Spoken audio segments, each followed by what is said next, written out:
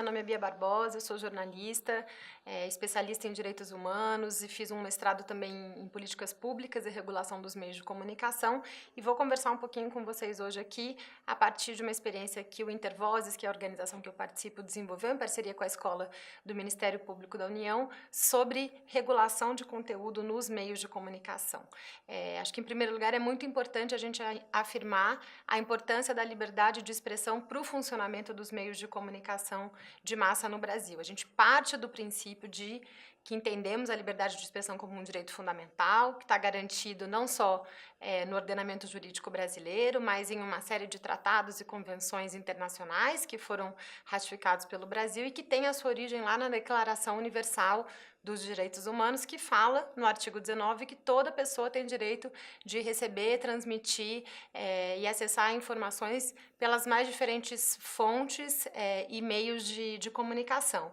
Então, partindo do princípio da liberdade de expressão como um direito fundamental, que a gente pode fazer uma discussão e devemos fazer uma discussão sobre a necessidade de regulação de conteúdo nos meios de comunicação no Brasil. E esse, na verdade, é um tema bastante polêmico, né? Muito se diz que a gente não pode regular os conteúdos dos meios de comunicação porque a gente estaria aí incorrendo numa prática de censura. E aí acho que vale a gente lembrar que nem toda regulação de conteúdo necessariamente é censura, nem toda regulação de conteúdo viola a liberdade de expressão. Muito pelo contrário, muitas vezes a regulação de conteúdo é fundamental justamente para a gente garantir o exercício da liberdade de expressão do conjunto da população de uma determinada sociedade. E é um pouco sobre isso que a gente quer conversar, entendendo que a gente vive um cenário no Brasil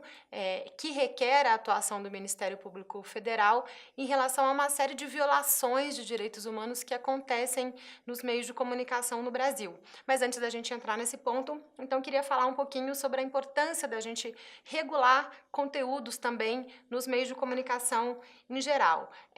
Hoje, e isso não é uma característica só do Brasil, isso é uma característica do mundo globalizado, essa esfera pública dos meios de comunicação tem sido cada vez mais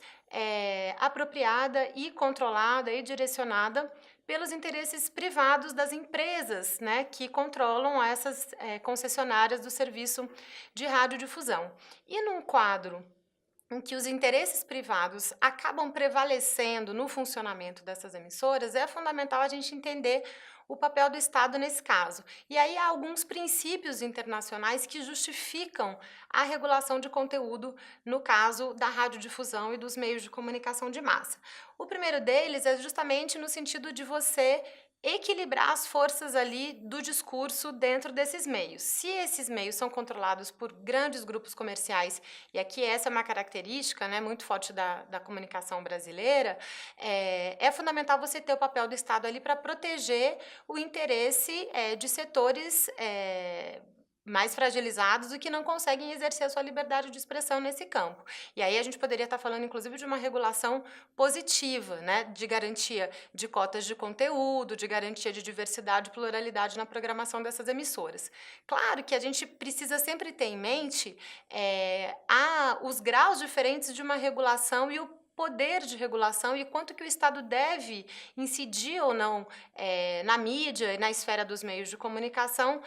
mediante mecanismos de regulação. E existe uma teoria internacional com a qual a gente concorda e acho que é importante considerar nesse momento, que é quanto maior o poder de influência e maior a incidência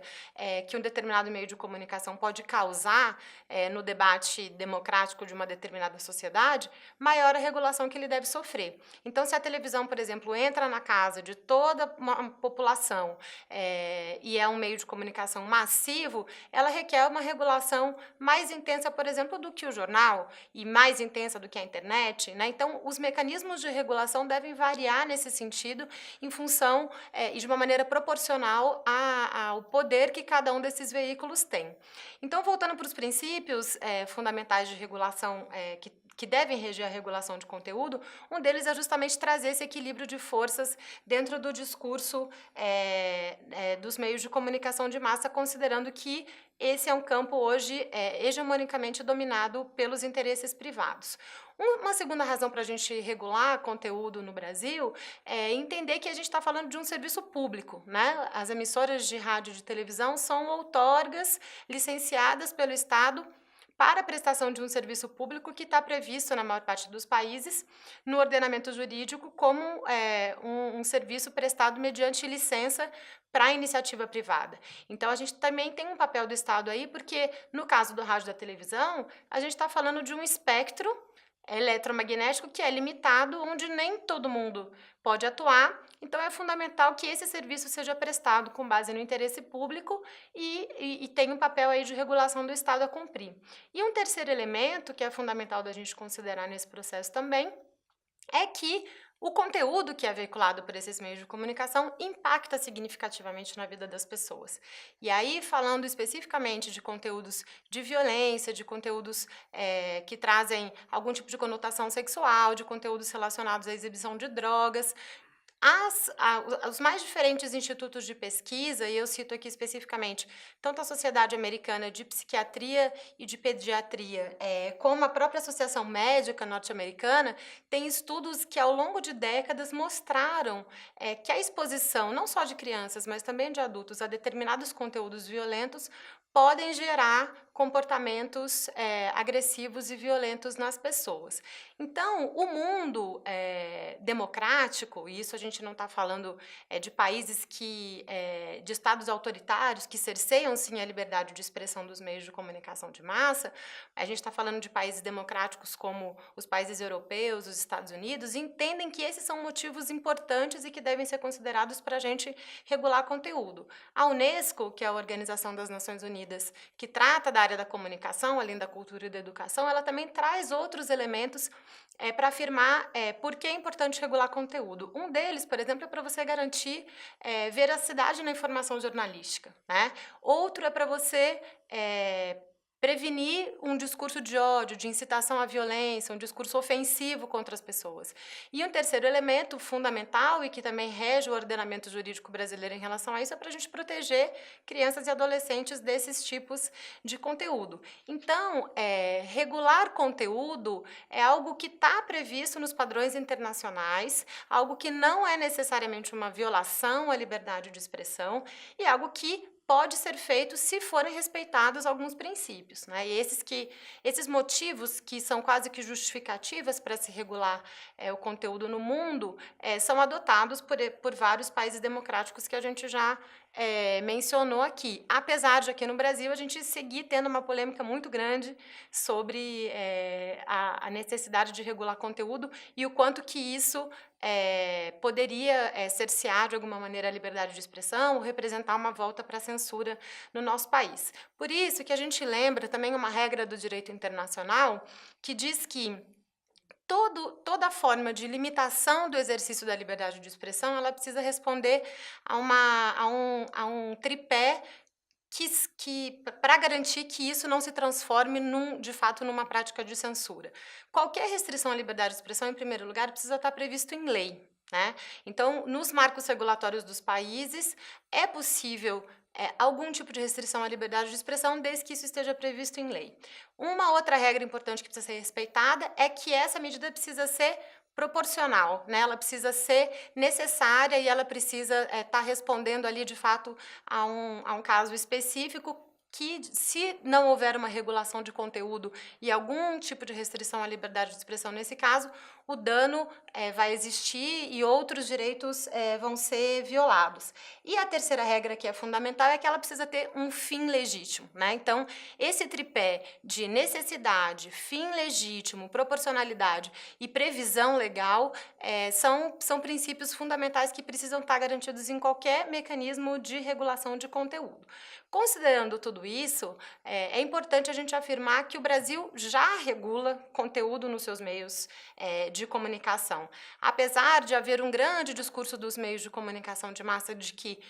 a gente não pode regular conteúdo e que isso seria uma prática de censura, O ordenamento jurídico brasileiro traz os elementos para isso e a prática de funcionamento dos nossos meios de comunicação mostra que a gente já regula conteúdo sim. E aí eu queria dar alguns exemplos para vocês. O principal deles, que todo mundo conhece, é a classificação indicativa. Quando a gente coloca aquele selinho dizendo se aquela programação é recomendada para maiores de 10 anos, maiores de 12, de 14, de 16 ou 18, ou é uma programação livre, há um tipo de regulação de conteúdo que está sendo implementado ali. Quando o Código Brasileiro de Telecomunicações, por exemplo, afirma que toda emissora tem que veicular no mínimo um percentual de 5% de conteúdo jornalístico na sua programação, a gente também está fazendo uma regulação de conteúdo. Quando a gente limita, também por uma previsão do Código Brasileiro de Telecomunicações, a 25% do tempo da grade da programação das emissoras de rádio e televisão com a veiculação de publicidade, isso também é uma regulação de conteúdo. E mais recentemente, porque o Código Brasileiro de Telecomunicações é dos anos 60, mais recentemente a nossa legislação voltou a afirmar as possibilidades de regulação de conteúdo, por exemplo, na Lei do Serviço de Acesso Condicionado, que foi aprovada em 2014 e que prevê, por exemplo, cotas para conteúdo regional e independente na TV por assinatura no Brasil. Então, o Brasil já faz uma regulação de conteúdo e o que a gente queria discutir aqui é a importância da gente entender se essa regulação de conteúdo está sendo suficiente ou não. Essas legislações que não só prevêem a regulação de conteúdo no Brasil, como garantem que ela seja feita sem cercear a liberdade de expressão, também estão sedimentadas em uma série de tratados e outras legislações que o Brasil tem que garantem e que afirmam a importância da regulação de conteúdo no nosso país. O próprio artigo 19 da Declaração Universal dos Direitos Humanos, que tem o seu equivalente na Convenção Interamericana de Direitos Humanos, prevê, por exemplo, que o exercício da liberdade de expressão não pode ser praticado, por exemplo, para violar outros direitos, né? E a Convenção Interamericana já traz um mecanismo que depois foi absorvido pela nossa Constituição de 1988, que é o direito da população se defender de conteúdos que violem outros direitos fundamentais, né? Então, se o artigo 221 da Constituição Federal, por exemplo, afirma que as finalidades da programação dos meios de comunicação devem ser prioritariamente educativas, culturais, informativas, né? A própria Constituição também prevê que a sociedade pode se defender e deve ter mecanismos de defesa de uma programação que não respeite essas finalidades. E o Brasil assinou uma série de tratados internacionais, multilaterais, que reafirmam também e que dão elementos no nosso ordenamento jurídico para haver uma regulação de conteúdo, e aí sim, justamente no sentido de coibir as violações de direitos humanos na programação das emissoras de rádio e televisão. Uma delas é a lei do preconceito racial, que desde lá de 1989, e depois com a modificação que a lei sofreu em 97, previa, por exemplo, pena para quem praticasse, induzisse ou incitasse a discriminação e o preconceito por raça, cor, etnia e religião, mas que considerava um agravante, né? Que se a provocação e essa incitação ao preconceito e discriminação fosse feita pelos meios de comunicação. Então, desde lá de trás, a gente já tem um reconhecimento de que o fomento e a violação, o fomento do ódio, do discurso de preconceito racial, do racismo em si, pelos meios de comunicação, ele tem um impacto maior na nossa sociedade. Então, que haveria, sim, algum tipo de sanção e de responsabilização se as emissoras, no seu conteúdo, incentivassem esse tipo de prática. A Convenção